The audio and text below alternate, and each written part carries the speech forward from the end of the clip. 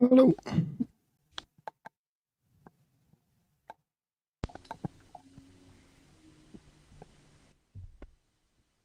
Hello. Can't hear you, Joe. Yeah, I can hear you, Joe. Okay, well, I guess while Joe gets his audio worked out, we're going to kick things off here on the Just Joe football show. As everybody knows, we just saw Leeds United win 3-0 against, has to be said, a pretty poor side in Plymouth Argyle. But, you have to play who's in front of you. And I got to be honest, it's very weird to not have Joe on the show. But why don't you give us your initial thoughts on the match, pal? Yeah, I thought it was a great. I thought it was performance of the season. If I'm being completely honest with you, I think. All right, lads. There's Joe there now. Can you hear me? Yes. Yeah. Oh, perfect. Carry on, though, Dillo. Carry on. Thanks, Gabe. No, I actually think it was performance of the season, lads. If I'm being honest with you, I think Leeds really showed the potential there today. If I'm being honest, certain players stood out for me. Rotwell, Tanaka, but Dan James, I think, was phenomenal today. So yeah, that's kind of where we are with that. Everyone seems to be kind of lagging, including myself here. I don't know what's going on. Everyone's that's all just you, bro. It's that Wi-Fi you two brothers have got, man. It's brutal. It's brutal. Do you know? Yeah, do you know what, Gabe? I'll come back to you because he mentioned one player there who I probably don't think he'll get the flowers he deserves because he probably gets sub. But Joe Rothwell for me in that first half was absolutely sensational, Gabe. That midfield pairing is fantastic. Yeah. You know what's funny, Joe, is I know that it was weeks and weeks ago. I'm not sure what medium it was, but I said that the midfielders are going to have to play out of their skin to keep Gurev and Ampadu out of the lineup if they come back. Yeah, I mean, the levels we're seeing from them, and I guess the versatility in their play, they may not cover as much ground in terms of closing down passing lanes, but they control the match with possession, and the range of passing and creativity is higher. So I got to say, it gives Farka a good problem to have when both these players come back, and they absolutely, you're not going to see as, again, we mentioned Plymouth Argyle not being very good, but you're not going to see as thorough of a dominating, a beat down just in all phases of the game, probably in this division for the rest of the season. That was a thorough walloping in every single way. Plymouth Argyle had absolutely no chance, and I think they were lucky Leeds took their foot off the gas a little bit while still dominating the match. Yeah, they actually had 0 XG, 0.00. Like normally you used to like 0.013 or something, but like it was just nothing at all. It was mild. That Mr. Plutowski GPA 0.0.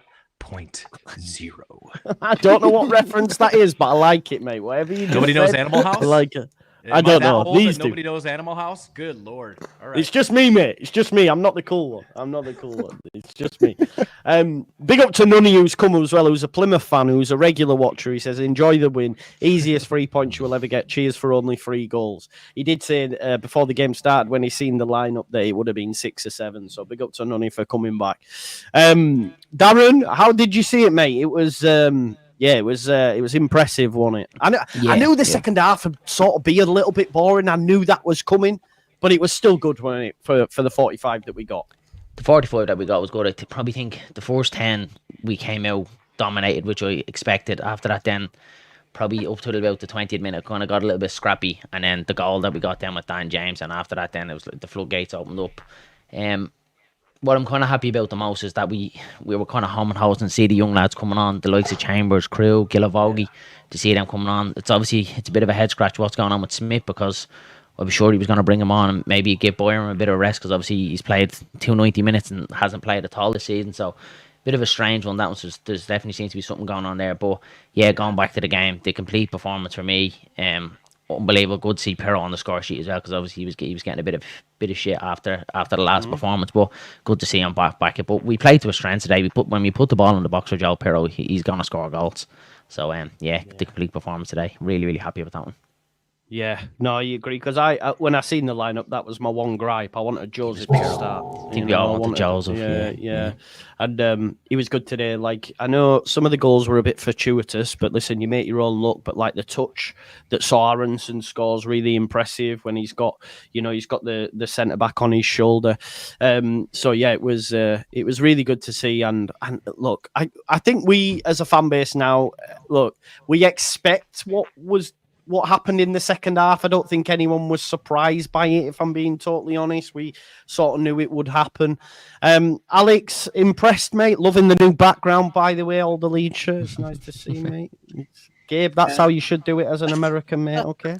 I'm not throwing that much money into my background setup. I already have to take care of this. Look like a 10-year-old in my backdrop. Unbelievable. No, man, I thought it was good. Dan James is the man of the match for me. I thought he was an absolute terror, and I didn't think he'd link up really well with Sam Byram, but it worked. And I was just really impressed by Dan.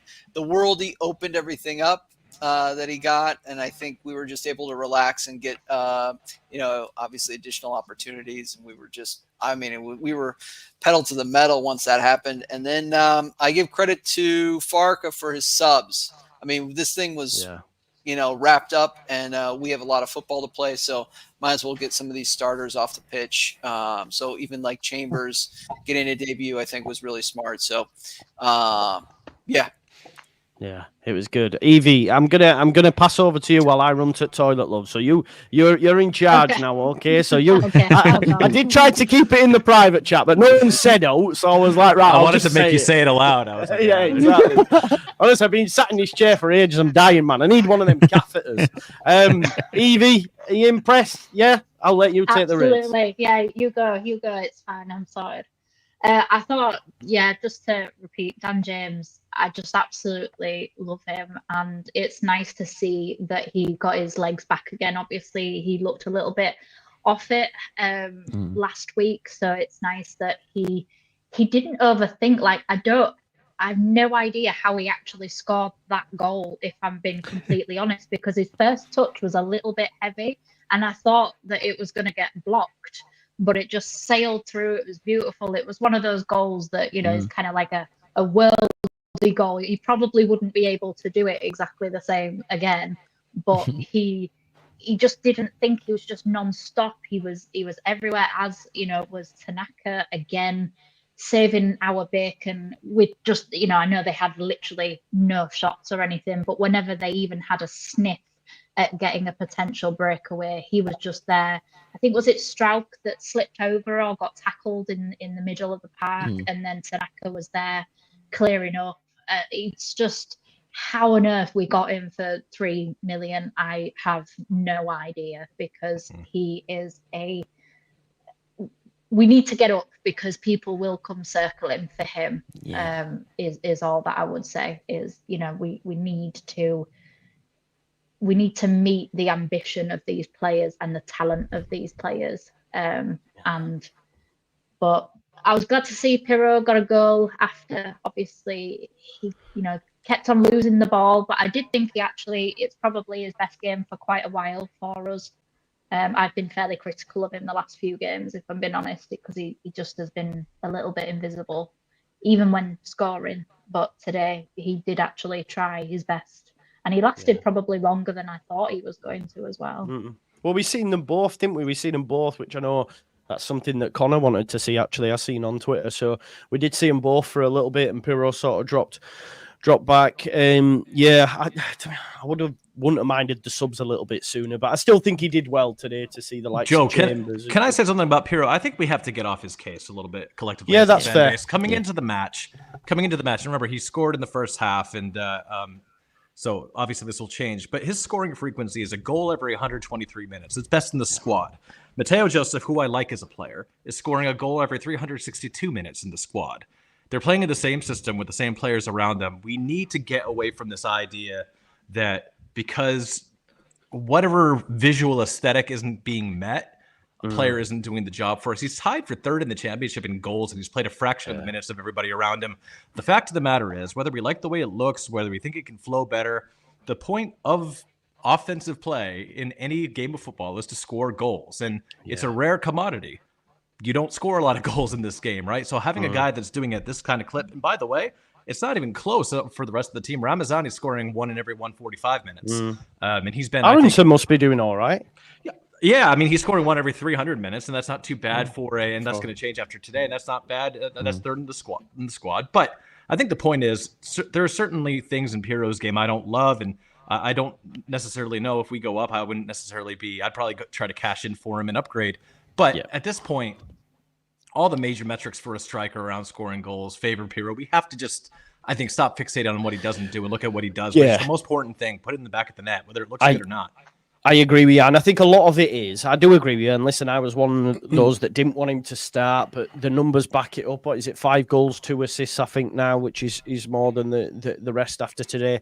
And I think what it is when it's not going well for Leeds, he looks really bad. Like you said, aesthetically, he looks bad because he's not as mobile as what Joseph is. So to look at, Joseph's doing loads of work, whereas Piroe is his first touch lets him down, and we're going, get him off. Do you know what I mean? So I think that it is, like you say, aesthetics is probably a lot to do with it, to be fair.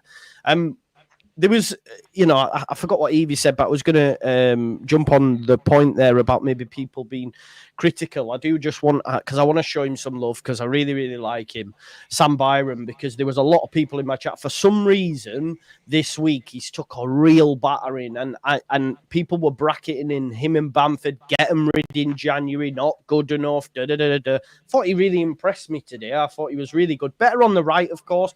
He wasn't bad last week. He's just not Junior Firpo. That's the problem. But I thought he did well today. Probably should have had an assist again, I think, in the early part of the game when we were dominating, and Piroe hit the post, didn't he?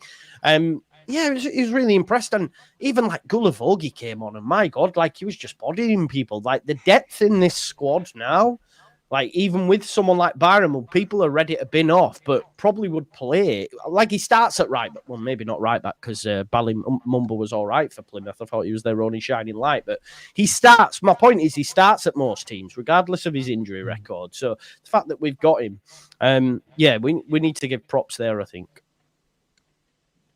Yeah, I thought he was great today. Yeah, 100% agree. Yeah, him really good. Him and Dan James, working down that right wing, I thought they had a really good understanding, and as well as a good balance, because Dan James works so hard defensively, it kind of freed Byram up to be a little bit more attacking, because he knows that he's going to have somebody there who can recover pace-wise when he is further up the pitch. So whereas Gnonto doesn't necessarily, or Solomon as well on that left-hand side, they don't necessarily work as hard defensively, whereas Dan James, not only does he work hard, but he does have that recovery pace, which a lot of other players, when he's on the left, don't have. So I think the combination of those two worked really well, and it allowed Sam Byram to not look like an old fogey type of player. When you see, obviously, Junior Firpo running up and down the left wing, like, Byron. If that's what old fogies can do for 90 minutes, I'll take it. If that's what my future is when I'm old, Evie, I'll take it. I can't lie to you. It's not. As a nearly 40-year-old, I can tell you that it's not. Exactly. That's a great shout. I thought Byron was good. I think a lot, like Darren. Melier barely had to touch the ball. I don't know what more we can speak on, really, like for a positive sense. Like last week, Bristol, I was like, let's end it. This is shit. There's not to talk about. This week was so good that we could wax lyrical, I guess.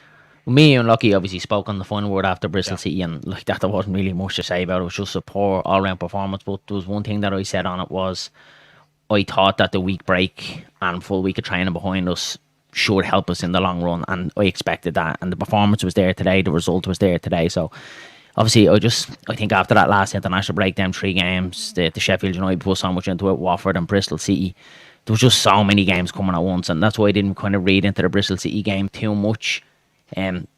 All of them having playing so many minutes in a short space of time, and I knew then kind of the full week then leading up to Plymouth then we'd be back all guns blazing. And you could see it today when in the players, they were sharper. Dan James was a lot sharper, full week of training. I thought Boyhan was really, really good. As what you said, Joe, I can't understand the hate that he was getting. I thought he was good last week at Bristol. Really, really good option to fill in, and that's what Boyhan is there for. Yeah, not a starter, but he fills in, and I thought he'd done a brilliant job again today.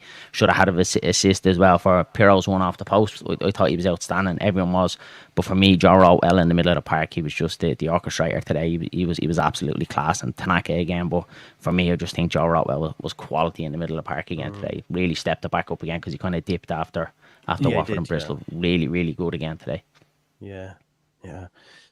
He was, man. The midfield, like you mentioned, and then Gulavogi, like Dillo. Like, imagine that midfield in the Championship, right? We've got Gulavogi, Rothwell, Tanaka, Gruev, Ampadu. For the money we spent, Joe. Oh, I mean, Yeah. I know, again, we were all fuming, and I wasn't particularly happy either after the summer's business. But I have to be honest, in hindsight, they've done a great job because they haven't hamstrung us with a bunch of expensive contracts going up. Yeah. And then this squad will need retooling next season if we do go up. So the fact that you're not going to have that financial fair play weight on you is terrific. Yeah. It's insane midfield options, isn't it, Dillo? It's crazy. Yeah, dead right. I think it's exactly what Ting said there. Sorry. Gabe, yeah. The club done a great job getting these players in. Just seems like, as I keep saying every week, the team is getting stronger and stronger. Not on the pitch, like off the pitch as well, in the sense of getting a good recovery in over the last week. And they're just, they're starting to play with a bit more confidence and ambition in them, But for me, Dan James, I have to agree with Evie and Alex. I think Dan James we'd lose the ball and he was the first person to win it back. So, yeah, definitely. I think he was the man for me. Yeah, I can't lie. When he took that touch for the goal, I went off, and then I went, "What are you doing?" Joe, can I ask the group a question?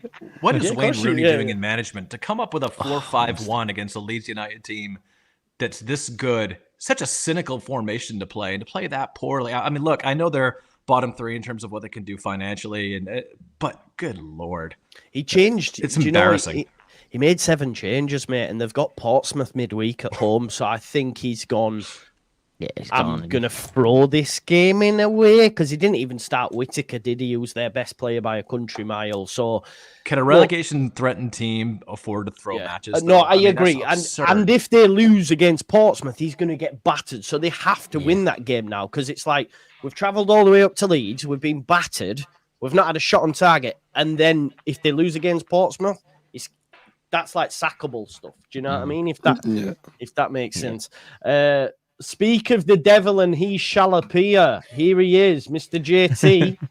Every week you've come on and you've had a little bit of something to be negative about. I'm hoping today that might change. Talk to me, bro. Are you kidding me? Might change. I was falling asleep in my chair watching that second half there. That was absolutely... It was... if you're talk sport? If you have a sleeping pill business right now, you are quaking in your boots, because let me tell you something. You just need to put that football match on, and that will put you straight to sleep. But no, in terms of a footballing standpoint, listen, it was a professional job. He's just covered my face there. He doesn't want to hear what I'm saying. No, professional job and a job well done. It was good to see some players, some of the new lads, get a bit of an opportunity there. Charlie Crew, obviously. Gilavogi, I thought he looked decent. Really obviously, he's going to have more tests. He was given a lot of time on the ball, so it's not really something you're going to see him tested properly. It did look slightly cumbersome at times, but in terms of his actual ability to spray the balls around, very, very good. And I thought it was controlled and measured, but the fact that we were playing against a side, I mean, I can't remember the last time I've actually watched a match of football and then looked at the stats and saw 0.00 XG. I don't always pull out the stats, but 0.00 XG is one of the most tragic things I've ever seen in my life. 0 shots on target, 15 fouls, whatever. Listen, they were there to be got at. There is the argument to be had that could we have boosted our goal difference up a little bit? Could we have potentially tried to push them a little bit more? But I'm happy with it because it was 3-0. When I have an issue is when we sit back and try and close games off when we're only 1-0 up or 2-0 up. Because then 1 or 2 counterattacks, that's when you're susceptible.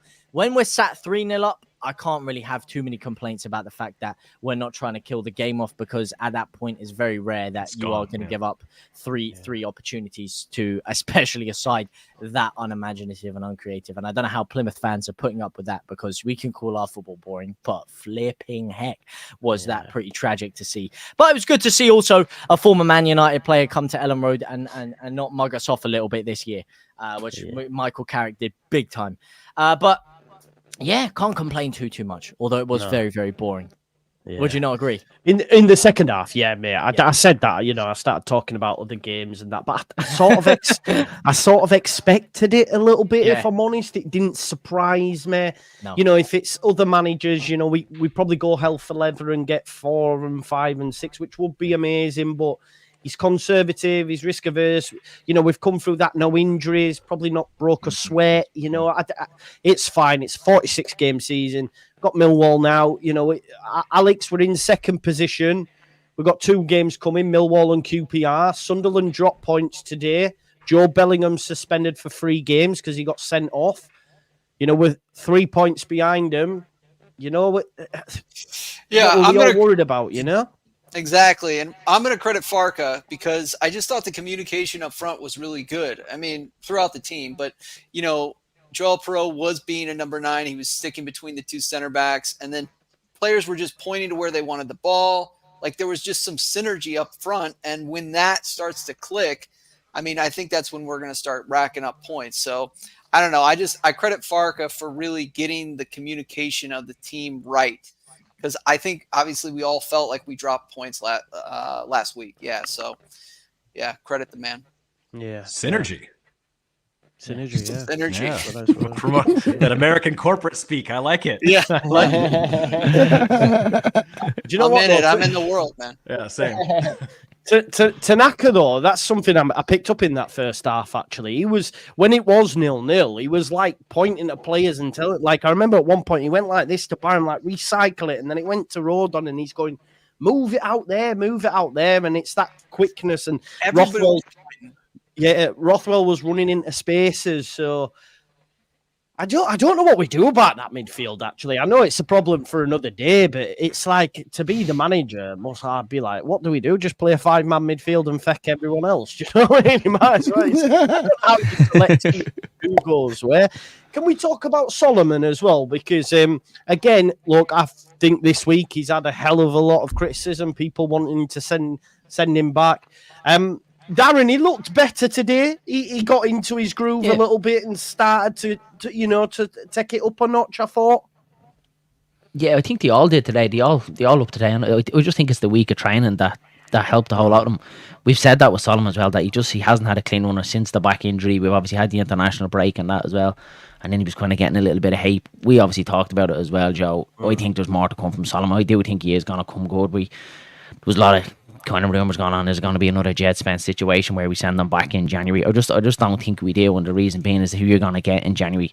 I think Solomon will come good if you can even get him fit and playing for half of the games this season. We're best off with Solomon, so it's a great option to have coming off the bench, and he looked a lot better today, and he wanted it, and he moved it quicker as well. So yeah, he's coming good as well. But for me, nothing but just positives today.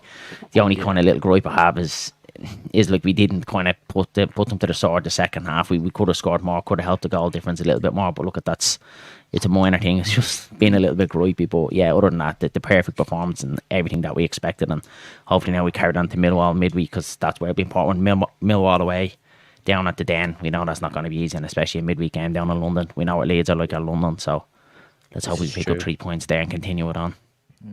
JT, you were giggling away. What's up, bro? Huh? Were you giggling? No. The way he said a little bit gripey or something. I just maybe chuckle a little bit. Oh, right. Okay. I was laughing because the chat said I don't like synergy. You can't measure it statistically. I did see that as well. I did see that. I can't lie. There you go. Gabe wouldn't be a fan of synergy. It can't be measured. Yeah, if it's not on a spreadsheet, I can't see it. I'm just completely blind. You're just totally blind to it. Nonsense. Folks, is there anything burning that anyone wants to bring to the table? Evie's quote from last week got me in the first half because the domination was so thorough. hear her saying, "Seems like something we should have to pay to watch" in the first like 30 minutes, 40 minutes of the match. You remember when she said that on the show last week? Yeah, it struck me again this time.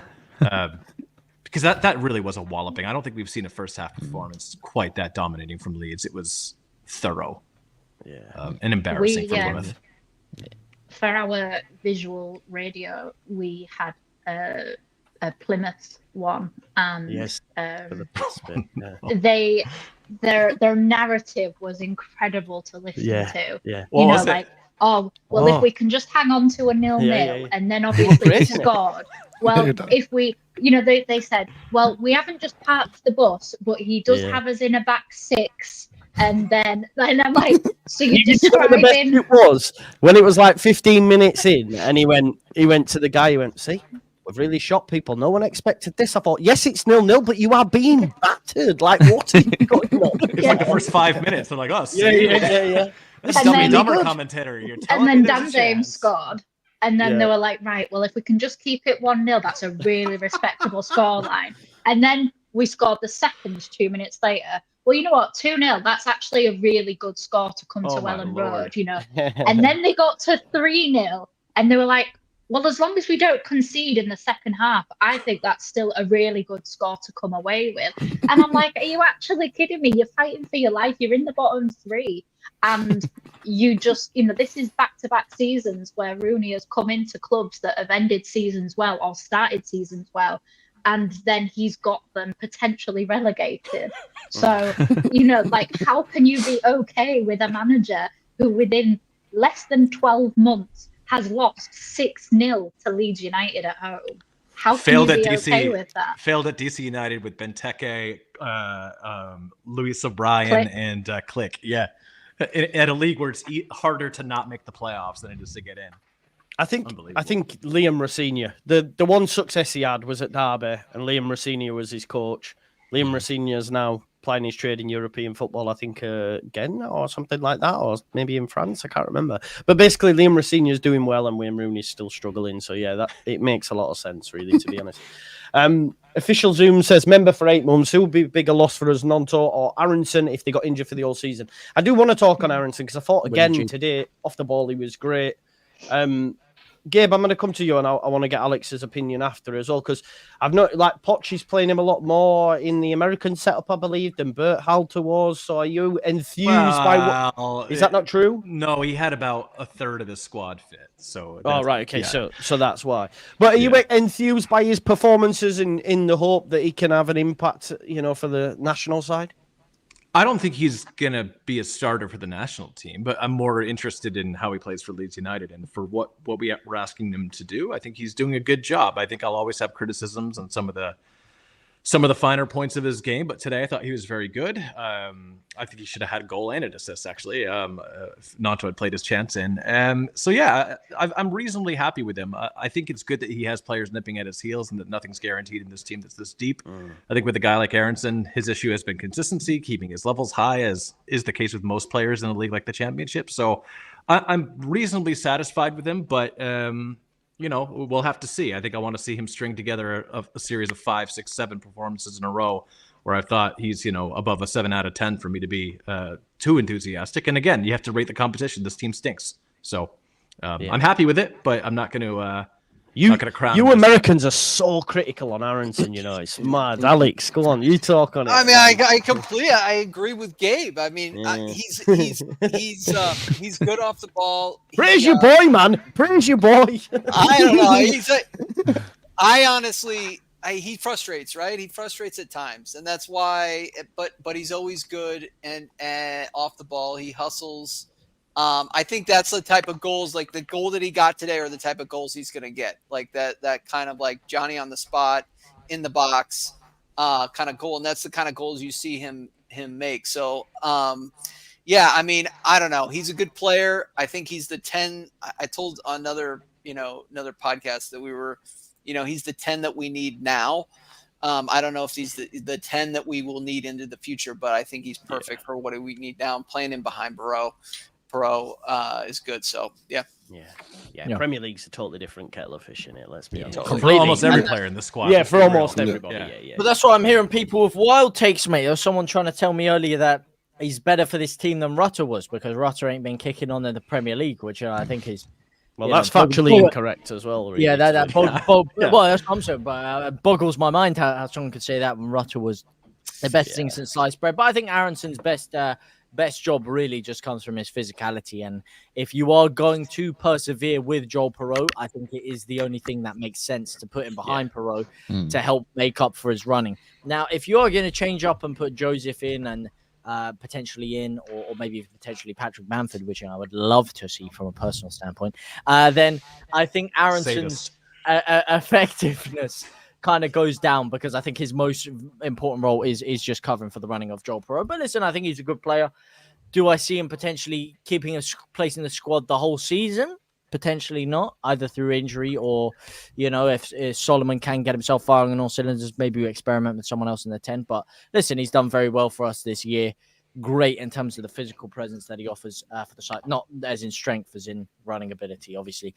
And listen, he's a great squad player. In the Premier League, we'll have to have that conversation again, though, if we make it there, though. Yeah. When he unlocks a defense, when I see him make a killer pass, when I see him, put in a worldie, that's when I'm gonna say, yeah, Brendan's gonna be something. We've seen glimpses of that, but he never has fully finished it. So I don't know, when Brendan can unlock a defense, whatever that might mean to you, that's when I'm gonna be more. And I'm not going to drag him too much. He's got 4 goals in a young season. At 2 in his last 4. 2 in his last 3. Again, I think that we tend to do this thing, and I count myself amongst them, that where we point out the parts in someone's game that we don't particularly love. But as an attacking player, whether you're a 10 or a winger or a striker, your job is to score or create goals. That's the whole point. So it's hard to dig him out too much. But can I ask a question to the panel? No. Do we need to see more from Gnonto? No. Do we need to see more from Gnonto? Because he sort of 100%. started a bit for me, and then he had 3 awesome games. I remember me and Evie chatting on it. He had 3, and then he's gone off, and I just want more output, I think. What do we reckon, folks? That's a bit harsh. He's kind of... It's kind of, I think, the expectation from last season with Somerville, that when Somerville did cut in and he'd score a goal, that we're kind of expecting that from Gnonto. But every time that he does get kind of around the edge of the box, when he is shooting, it's going wide, but it seems like he's forcing it. He's not playing that extra pass. But I think it's probably a self-esteem thing with him as well, that he's trying to be kind of big-headed in the sense of, come January, maybe he's possibly thinking about probably getting out of here, or the summer window even. But he's still putting on a performance for us in the sense of assists and his overall running. But I think he's just lacking that kind of last finishing technique, if that makes sense. I definitely need to see more of him. Yeah. Just needs to add more goals, yeah. Yeah. I think his all-round play has been really, really good. I think he just needs to add more goals. And look, he was unlucky today. He'd one past the post in the first half and then one down towards the south stand where he just dragged it a little bit. It's not like he's not in the game at all. He is still creating for us. He is still getting the chances, and it will come good again for Gnonto. Kind of similar with the Solomon situation as well. I think Gnonto over the course of the season probably will be up there with one of our best players. Again, just not firing on all cylinders, but it's not like he's being poor for us. He is creating for us. He is there. So, yeah, for me, no issues. Get him, Evie. I know you expect more. I think my issue, and I'm kind of going to defend him here in terms of his competition isn't there right now. So Ramazani's out injured.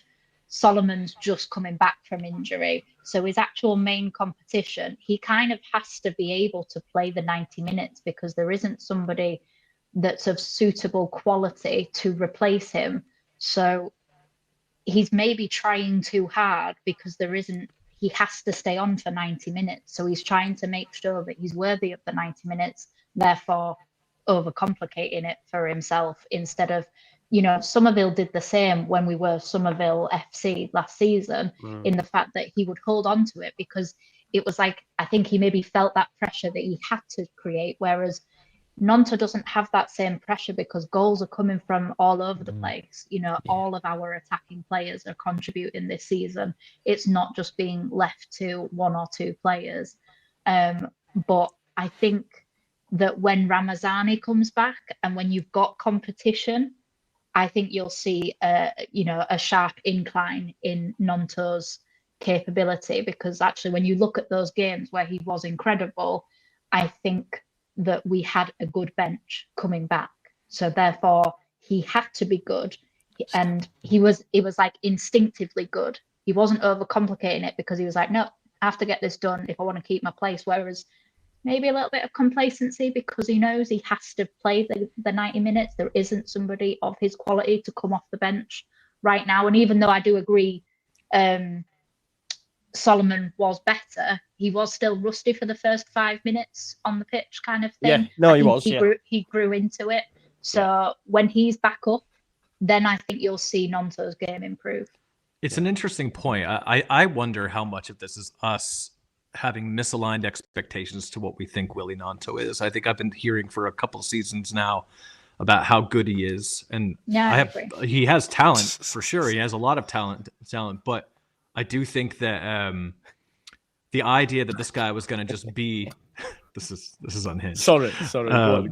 The guy was just going to be like Somerville this season, and we do as a fan base. I hear a lot about how he's the best winger in the league. I don't see any evidence of that. I'm not saying he couldn't be, but I think maybe a lot of our sense of disappointment in him isn't like objectively. He's playing pretty well and the team's playing well. For me, I think maybe we should just wait and see what kind of player he is. We know he's very good at this level. To the point that was made earlier about bids coming in for him in January. This will be the second season in a row, statistically at least, which is what you want from an attacking player. He hasn't exactly bossed the championship, so I don't see anybody coming in with a £40 million bid for him.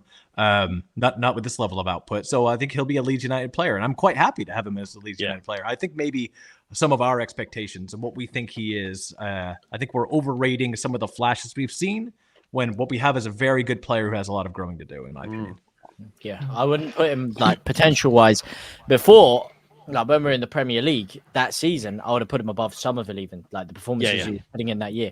But ever since the competition has dropped down, and maybe there's an argument to be had that, as we saw of Rutter, the improvement he had playing against worse players. Some players actually up their game depending on who they're playing against and who they're playing with. Some people actually thrive on playing against higher competition.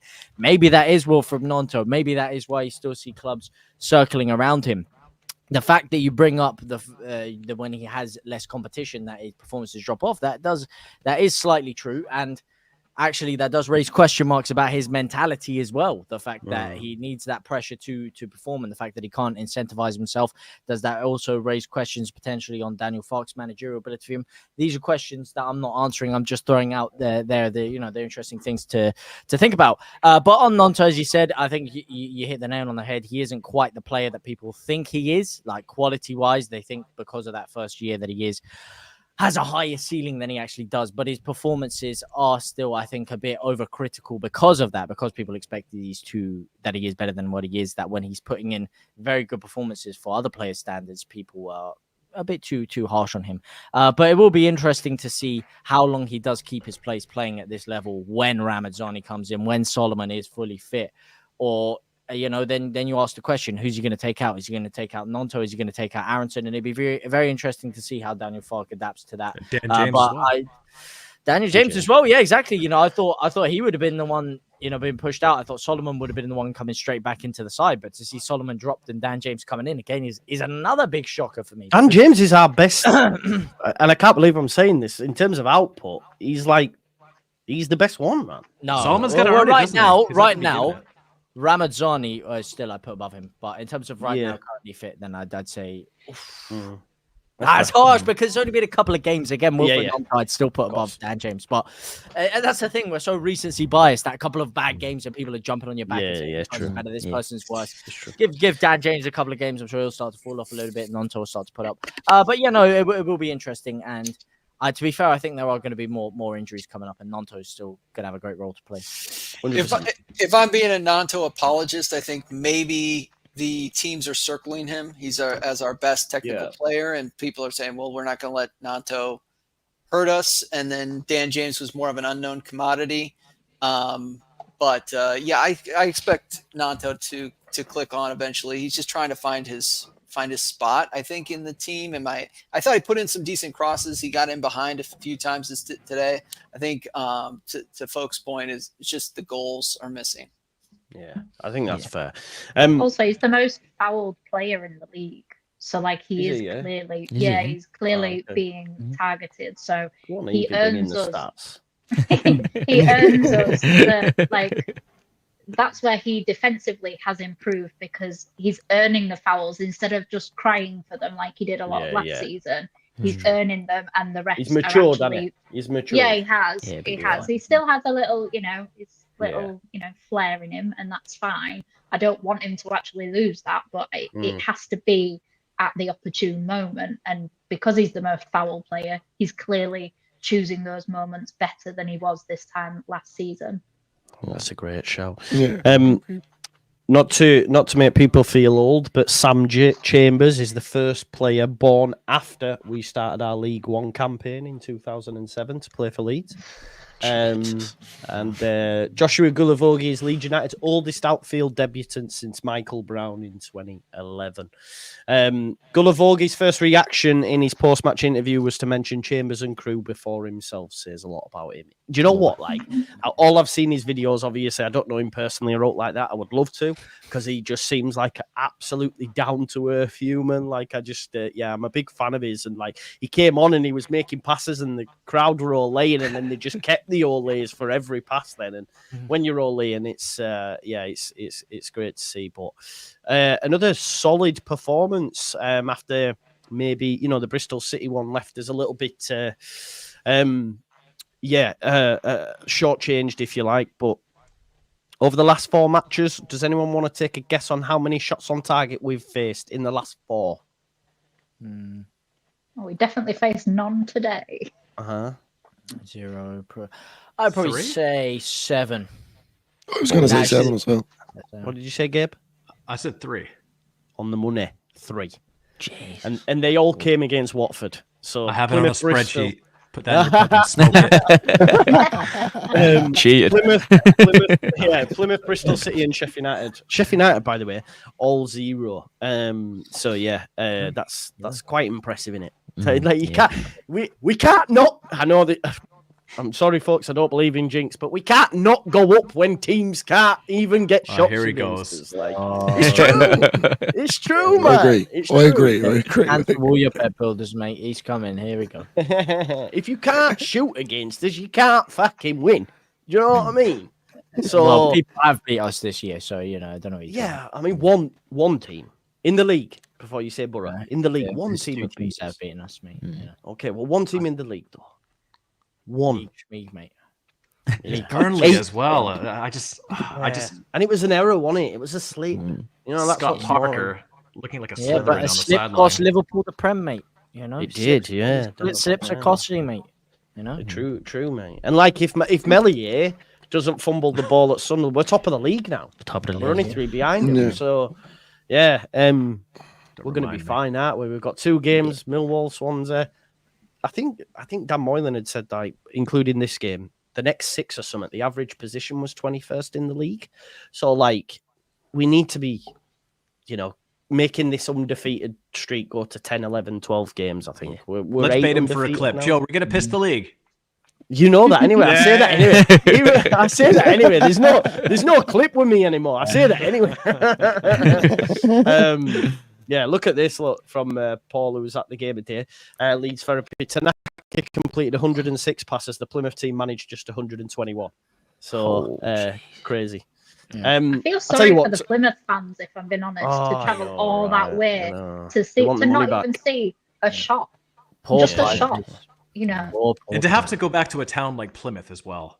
I've never been. I couldn't comment. I've never been. Just getting off. All I know from Plymouth is Green Army from Paul Whitehouse. That's it. That's all I know from that. Let's finish up with the man of the match shout. We'll just do it one word, or if you want to actually give your reasons as to why you can do. Alex, we'll start with you. We'll go clockwise. Who's your man of the match, mate? Dan James. I mean, he absolutely terrorized it. I thought he could have had maybe another goal.